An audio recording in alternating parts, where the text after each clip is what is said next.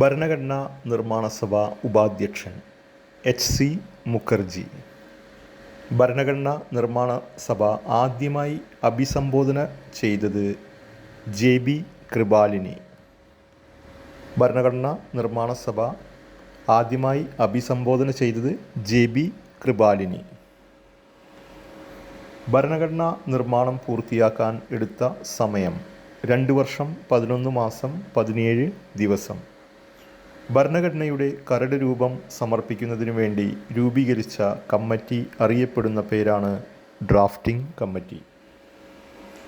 ഭരണഘടനയുടെ ഡ്രാഫ്റ്റിംഗ് കമ്മിറ്റിയെ നിയമിച്ച വർഷം 1947 ഓഗസ്റ്റ് 29. ഭരണഘടനയുടെ drafting committee chairman doctor B R. Ambedkar. Drafting കമ്മിറ്റിയിലെ മൊത്തം അംഗങ്ങളുടെ എണ്ണം 7.